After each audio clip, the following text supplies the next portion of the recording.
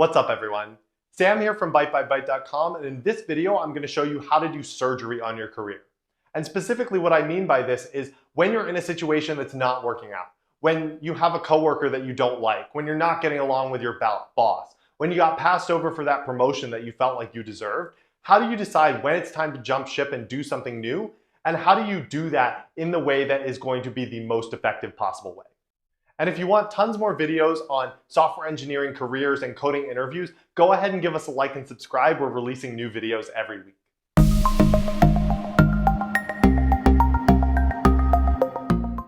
All right, so let's talk about when we want to do surgery on our career. And first, I want you to imagine that you had arthritis in your hip.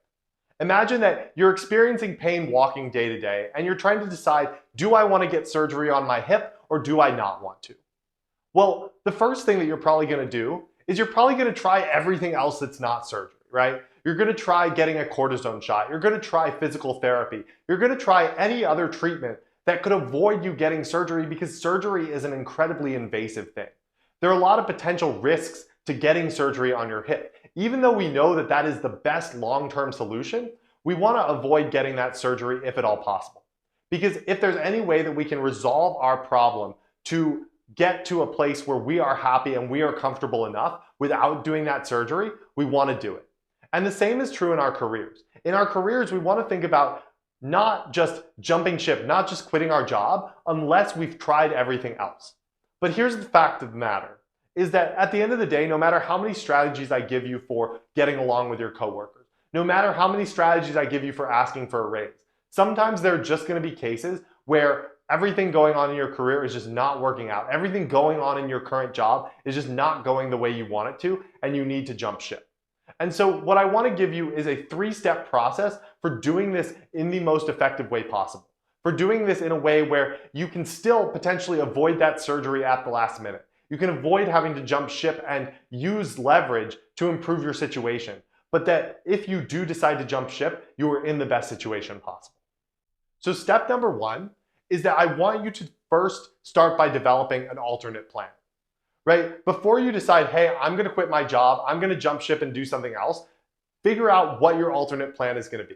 You don't wanna be one of those people who's just jumping and quitting their job without anything lined up, without any idea how they're gonna find another job, without any savings in the bank, because that's a really bad position to be in, and that's a position where you end up desperate.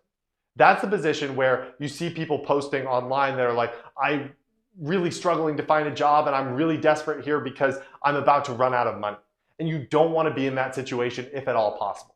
Even if you hate your current job, it's better to have a job than to be struggling to find a job where you don't necessarily know what the next couple weeks are going to hold for you. So I want you to start by thinking about coming up with an alternate plan.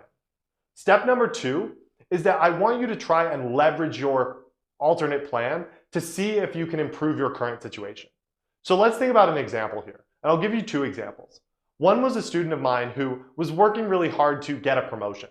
And so he was working on this project. He was putting a lot of extra hours in because he felt like if he could do this, if he could do really well at this project, he would get a promotion and a raise. Now, what happened was that global circumstances meant that he got a promotion at the company, but didn't end up getting the raise that he wanted to. And so how could he apply this?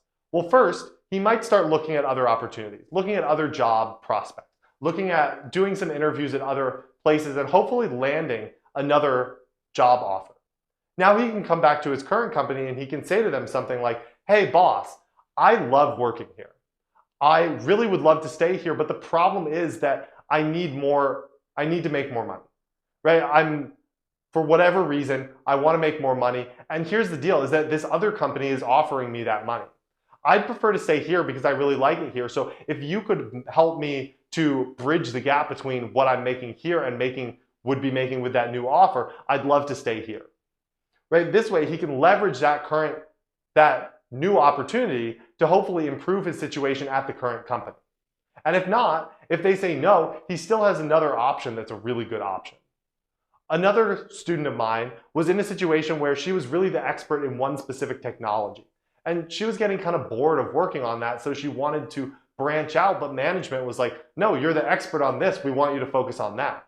And so she could do the same thing. She could find another job where there are going to be opportunities for her to work on other projects and come back to her boss and say, hey boss, I really want to branch out from what I've been working on. I've been feeling really boxed in with the current projects that I'm doing. And so I'd like to find an opportunity within this company to branch out a little bit. I have this other offer where I could do that, but I really like the company here and I'd like to stay here.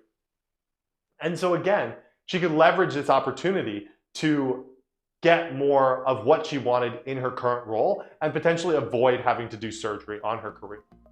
But then the final step, step 3, is that if you are unable to use that leverage, if you are unable to get what you want within your job, at this point, it's easier to make surgery because you've minimized the downside risk. It's easier to make that transition because you've minimized the risk to you because you already have that other opportunity lined up. Yes, there's still a possibility that that could not work out. There's a possibility that that can be just as bad as your current job, but you've maximized your chance of being successful in that transition. And so I want you to think about this as you're looking at whether things are working out or not in your career, whether you want to make a change. Think about, is there a way that I could improve my current situation? But if not, realize that you can do surgery on your career. You just have to be prepared. And so with that, that's all I got for you today. If you enjoyed this video, please give us a like and subscribe. It really helps us grow the channel, and I look forward to seeing you in the next video.